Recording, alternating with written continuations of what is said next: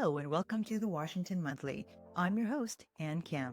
And I'm your co-host, Garrett Epps. In this episode, we talked to the pollster who engineered Democrats' victories in Virginia and New Jersey. Because of the strength of who they are and their past lives and their bios as moms, people with a national security background, as folks who have sort of put mission and service above everything else, like those weren't just talking points. These were Democrats who, different from most politicians, or at least how most people perceive most politicians. Angela Kuefler is a partner at Global Strategy Group. She was a pollster for Governors-elect Abigail Spanberger in Virginia and Mikie Sherrill in New Jersey. My guest co-host is the Monthly's executive editor for digital, Matt Cooper. Welcome, Angie. It's great to meet you. It's great to be here. Thanks for having me.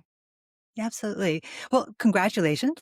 You are the pollster behind the wildly successful campaigns of both Virginia Governor-elect Abigail Spanberger and New Jersey Governor-elect Mikie Sherrill. So Spanberger won by a 15-point margin against Republican Winsome Earle-Sears. Mikie Sherrill defeated Jack Ciattarrelli by 13 points. I think most polls going into this did not indicate these huge margins. Did these wins outperform your own expectations, or did you have an inkling that this was going to happen? And if so, why? It was always a possibility. I think one of the things that is true for these off-year elections in Virginia and New Jersey, and has been true for quite some time, is that they become inadvertently, whether we want them to do or not, a referendum on the new president that has just been elected before. And so if you look back to the last time Trump was first elected, if you look back to 2017 in both these states, there was healthy wins by the Democrats there at that time as well, frankly, up and down the ticket in both states.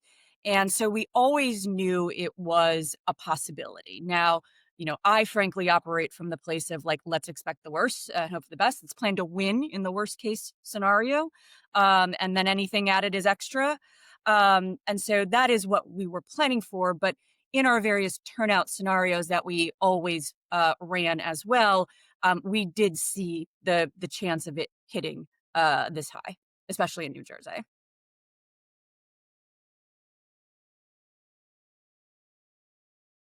Yeah.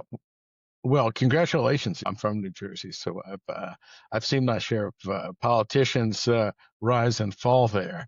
Going back to the likes of Jim Florio before Way Chris back. Christie and such.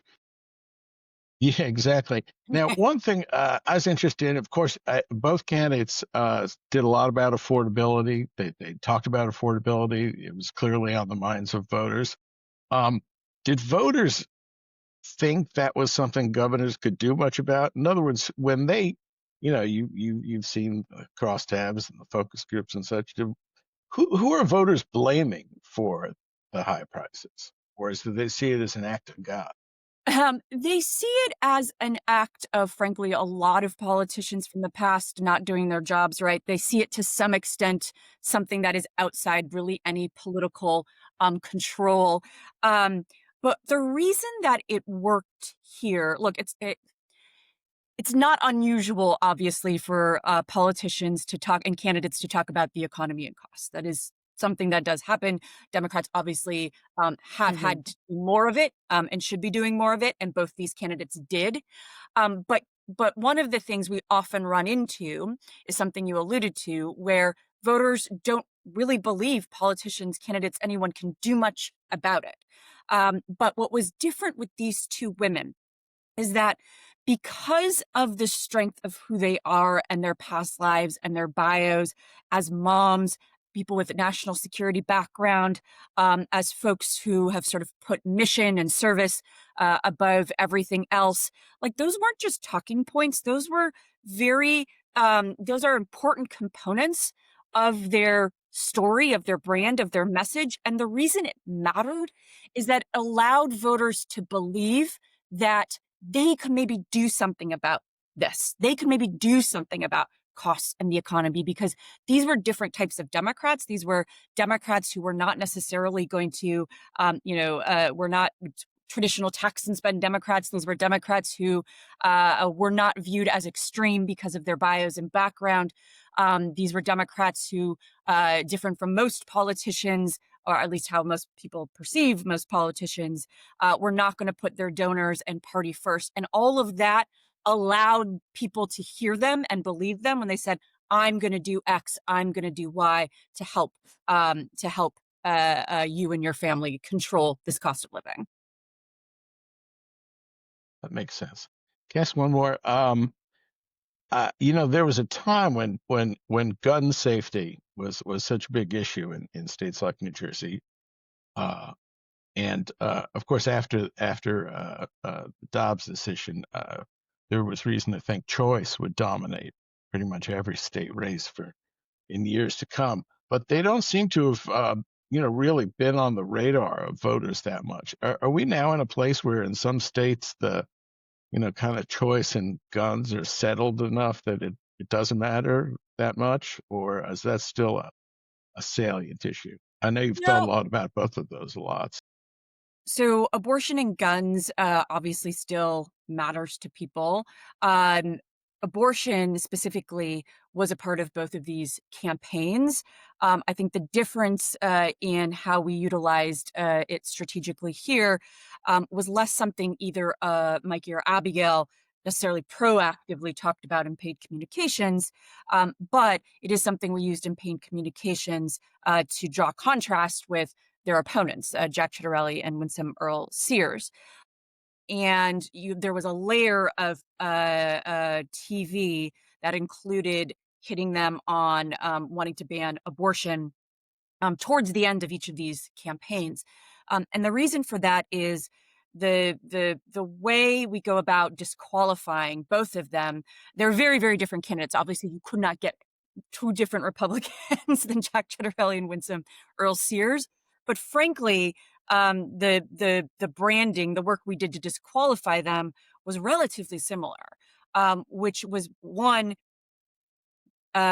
disqualifying them on some of the economic brand advantages that Republicans historically have had on cost and affordability, by making clear that they have raised people's costs before. They have raised people's taxes before.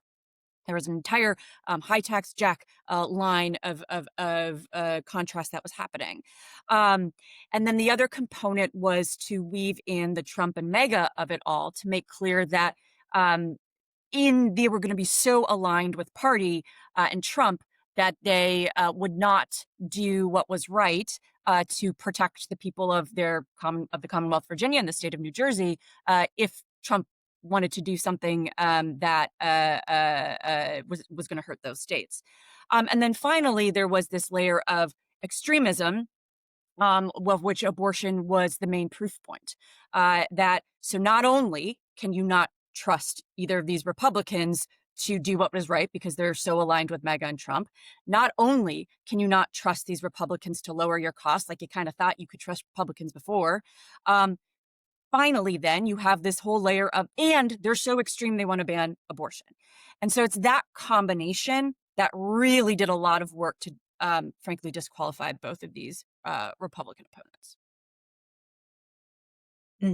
I want to ask more specifically about Virginia. Abigail Spanberger outperformed, I think, both Joe Biden and Kamala Harris in Virginia. And even though some of those corners of Southwest Virginia kind of stayed red, the losses were definitely not as severe as they have been in the past. And in Chesapeake, she did extremely well too, her home territory.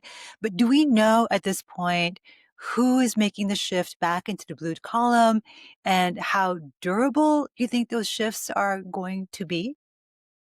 Not really yet. The reason being we don't really know this until the voter file is updated, so we can find out who actually showed up to this election.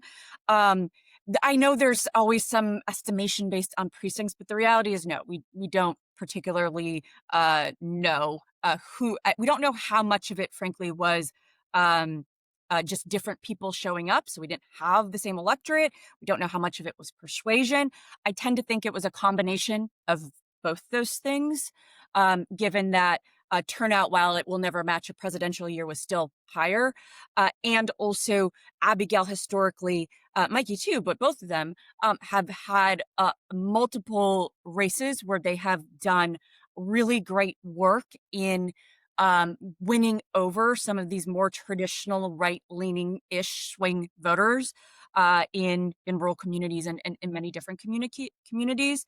And that's part of their superpower. That's part of the superpower of their story. Again, like having that sort of national security background just vibes to folks as not being extreme on one end or the other. It feels moderate. It feels like somebody that they think will trust, that they can trust, rather than will just listen to their party. As to durability, I don't know. There are certainly lessons that we should all be taking from these victories in candidate recruitment, in messaging, and all of that. But I don't think all Democratic problems are solved off of one really good night with electorates that don't look like midterm and not presidential.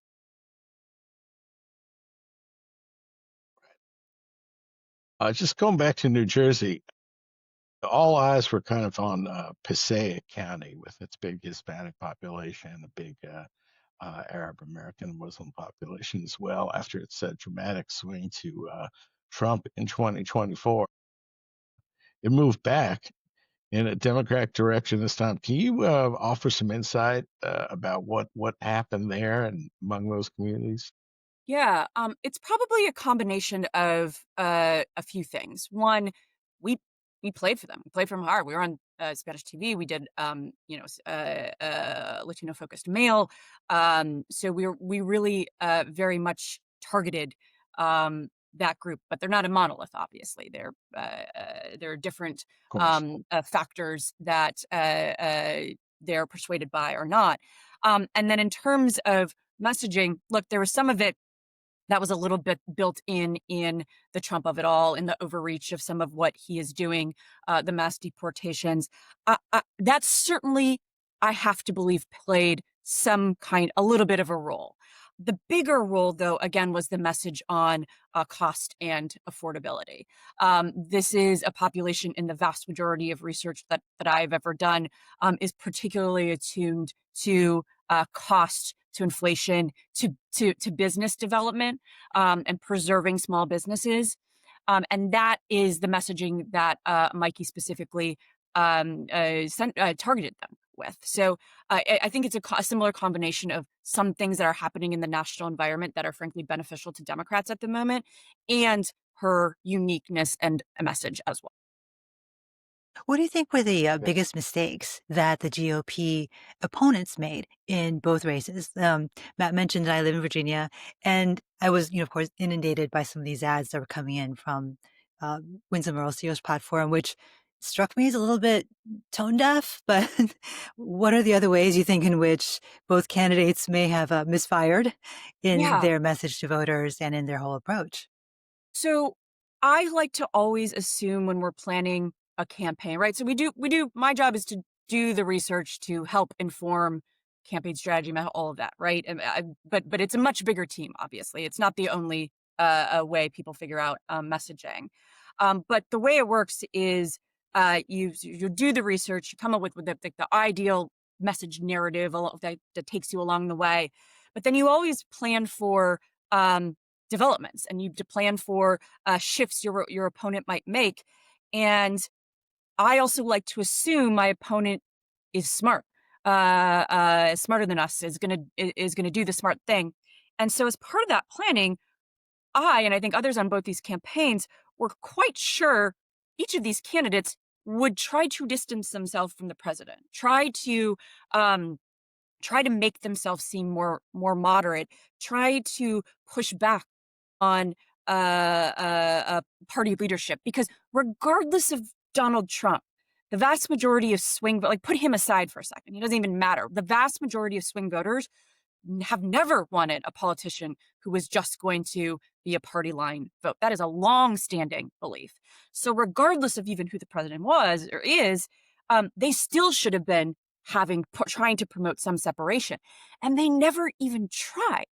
And the entire time, I frankly couldn't believe it. Like, it was kind of a gift. But if I'm one Right. advising either of their sides, I don't know how you're not, advising your candidate to try to push back against a president who is completely underwater in each of these states from a favorability rating. Like, the logic doesn't make sense. The best I could figure out is maybe they also recognize that turnout was the one of the key levers here, and they thought maybe they could galvanize that Trump base and recreate a different electorate. But man, that is risky, and that has historically not happened when Trump isn't on the ticket on the ballot himself. Right. And Mhm. usually the top of the ticket will give members running for the state house or Congress the leash to oppose them. I mean, they take it in Totally. stride. Nancy Pelosi knew people like Spanberger will vote against her, and she was okay. I mean, she preferred it, but she was okay with it. And of course, Trump, I guess, just doesn't have that tolerance. No, that could be part of it. Part of it, they didn't want to upset Daddy. That could be part of it. Maybe they both knew they were going to lose and wanted to Right. preserve that relationship. That's the best I could figure out a way to explain it. Yeah, that makes sense. Let me ask you about the New Jersey primary where Mikie Sherrill won quite decisively in a very crowded field. I mean, you had another centrist member of Congress in the race. You had um, the teachers union who I joked, well, you might as well cut out the middleman. You had mayors of uh, you had mayors of two big cities. I mean, it was an impressive field. It was a crowded field, and she just kind of crushed it. And I'm curious your take on how that happened. Um, that one, we always knew she was going to win that as well. Like, some of this has been, this was always Mikey's to lose, frankly, and that was as early as the primary. I think what happened in the primary was similar to what happened in the general, where there was a lot of media and press trying to say that this race was close, and the reality was it never really was. I think in the general there were maybe a couple polls now that had that tied-ish, but they were not high quality polls, frankly. And so, this was really always something that she could, that we were very confident she could do. I think from a primary standpoint, it was very similar from the general in that she talked a lot about herself, mom, Navy helicopter pilot, federal former prosecutor, and she talked about affordability and cost. It was the same. We didn't change our message. It was the exact same, frankly, message in the primary that worked, that is as same as the general, right? Which just speaks to the broadness of her appeal. And the other very smart thing that the team did, and they did this, I think one of the reasons it's so great that they did it is there was a lot of pressure to not do it this way from folks outside of the campaign itself, is that because there are spending caps in New Jersey, we, the campaign, held as much money as possible until the end. And so some of those other candidates were spending their money for months, years, some of them, they were running. And it's frankly not, it's an interesting strategy, I will say. But Yeah, we knew it's that not a cheap state to buy ads. exactly. And voters' memories are fickle, frankly. The recall for weeks and months is days, frankly, is not always that great. And so we knew we needed to have a strong presence while they were voting, early voting in mail and leading up to election day. And so we held a lot of our water to communicate towards the end, especially since we knew because there was a target on our back because she was the front runner the entire time. We knew that if we were advising any of the other campaigns, we'd be like, got to take her down somehow. And so we wanted to preserve the ability to communicate and respond when that was happening too. And I think it was just another really, really great example of having an early strategy, being flexible in it, but not abandoning it, frankly, when, other people are chattering in your ear. I asked about primaries because I was curious about how you did it, but also I think there's a worry among a lot of Democrats, whether centrist or even progressive side, that the primary process is not always producing the best candidates to go into a general. And in this case, I can't even remember if Spanberger was opposed in Virginia, but in No. this case, clearly the strongest candidates emerged from. Yep. Well, that's an interesting thing that has been happening in the age of Trump. It started with his first election, but it's really, really, really, it's really been even more pronounced since his second elections in the last few months among Democratic primary voters, where they believe the ability to win against a Republican is one of the biggest factors that they make their decision on. And we saw that in this primary too. We're seeing it in some of the early presidential conversations. And so that's what was part of what we weaved in for Mikie too in her primary comms, is that she's beaten Republicans before and beaten them really bad. Beaten them really well. And I think that is a important component of this new Democratic primary voter who's very pragmatic, and the stakes feel so high because they are so high, and isn't going to make the mistake of voting for someone they don't think that can win the general. Yeah.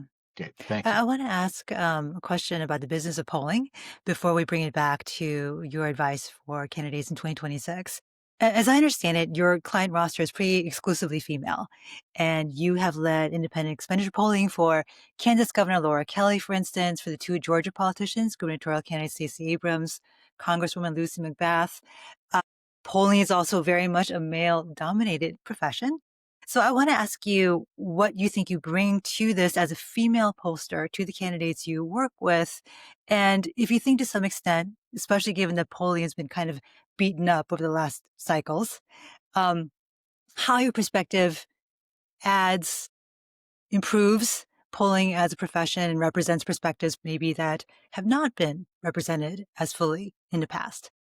Yeah. I don't think it's necessarily me providing anything different or better from the literal steps of polling. Methodology is methodology. I do think Sure. where it makes a difference is just in the team environment. It's not just polling that is male dominant; it's the entire political consultant industry. And so it helps to sometimes have a different voice, not only to talk about things specifically, how will a woman respond, right? Like that. It's not about that.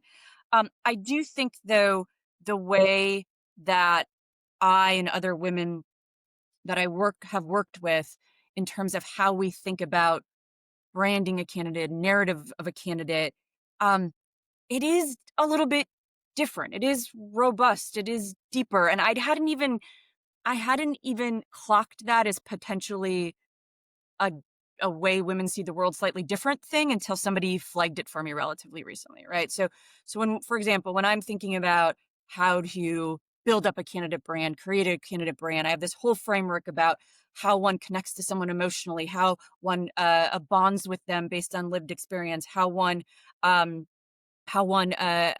connects their motivation to run with what people believe is pure, how one approaches like all of this stuff that, in my experience, builds a deeper candidate brand.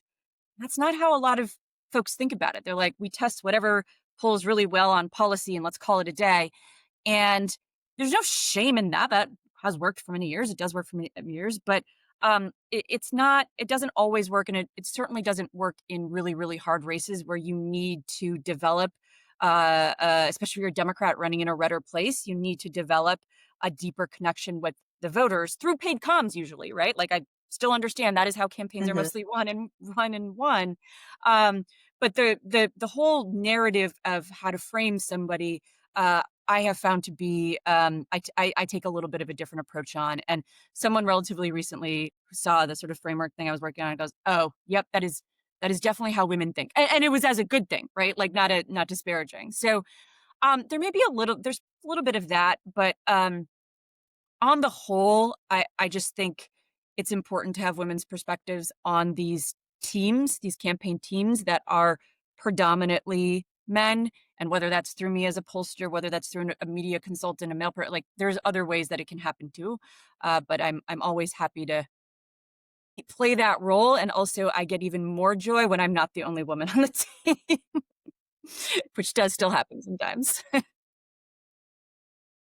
Yeah, I think it's just so important because women candidates at the presidential level just have not Yeah. fared well, right? And it does Yeah. seem that there needs to be something different that happens in order to break that final glass ceiling. So, Well, it's really and I glad to have hear about found, that new yeah, approach. and I have found that I play that role too a little bit in that I think women, people of color, people who have been historically marginalized in any kind of way, we kind of see where power lies more acutely. And so I think we tend to see our own vulnerabilities a little bit more too. And so sometimes the role I play on campaigns is, for example, there's a lot of academic studies out there that say women who go on a TV and women candidates who go on a TV and attack, if they're perceived to be attacking first, they get more blowback against them. And if you don't know that, and you're just operating with the playbook for how to win a campaign that was written for men, by men for men, then you're pushing your candidate. You're not taking that nuance into account. You're pushing your candidate to do all this negative and things like that. And you have to be smarter about it. You have to potentially think about it in a different way. It's the same thing when you're balancing, when do you talk about being a mom versus when do you talk about being a Navy helicopter pilot, a CIA agent, right? Like both those things do different things to different voters, both good things, but it's a balance, right? And so I think being able to talk about that, because I've experienced that, internalized that, is helpful. And one of the reasons I really like working for women candidates, that and there's enough folks at GSG who work for the men, so all good. Yeah. And at the risk of going off on a tangent here, I do think that this consideration of what it means to be a woman candidate becomes even more fraught because of what's happening on the other side of the aisle with traditional gender Yeah. roles becoming Yep. so much a part of the conversation, right? And so being that CIA analyst or being a veteran or something like that pushes against this paradigm that they're constructing on the other side. So it's going to be really interesting to see what happens It over the next few pushes cycles with against female candidates and how they brand themselves. Yeah, it pushes against it in a way that is helpful, but because they are both moms, it also doesn't bust those traditional roles too much to backfire, right? So it's like that combination that is proven to be really powerful in this case, and I think will continue to be. Okay, final question to you, Matt. Um, well, and Annie, you're meeting someone who's thinking about running in 26. They seem they're veteran. They're thinking about a state house race in a swing district in Pennsylvania. Thinking about coming to your firm. What are you going to tell them basically about the landscape? I mean, aside from assuming they met your criteria for a good client and such, but you know what is some advice you tell them about the personal travails of running and Yeah. also the landscape coming up? Well, the first thing, I always need to make sure candidates are aware how much work it's going to be. And I think a lot of them intellectually get it, but when they're locked in call time for multiple hours a day, when they're on the road constantly, it wears. So like first and foremost, that remains true. Next, I'm feeling pretty bullish about 2026 at this point. All of the redistricting conversation aside, because that obviously throws a wrench into a lot of different things. If we sort of think about 2026 as a replay of 2018, much like 2025 proved to be a relatively similar replay to 2017. We won big, and we won districts that were considered R10 or up to R13 district. And that just means compared to the national average, the last two elections, they voted Republican 10 points more than national average, up to 13 points more than national average, right? So every district is given that rating. And so last time we moved some of those really, really hard districts. Abigail Spanberger herself, keep in mind, in 2018, her rise to all of this was beating Dave Brad in an R7 district, an R6 and R7, something like that. And he was not a hated guy. Absolutely not a hated guy. They generally thought he was fine. And so I feel pretty bullish that we'll be able to swing some of these harder places. And so then it becomes like, are you a candidate that has an appealing profile, much like we've discussed here a bit? And also, are you willing to do the work? Because if you are both those things, then you can catch that wave, potentially, if you, much like Mikie and Abigail both did, potentially less than a decade later, be governor. Terrific. Gotcha. Well, thank you so much, Angie. Yeah, thank you so much. That's it for this week from the Washington Monthly. I'm Ann Kim, and on behalf of my co-host, Garrett Epps, thank you for listening. If you like what you heard, don't forget to subscribe to our channel or wherever you get your podcasts. Have a wonderful week.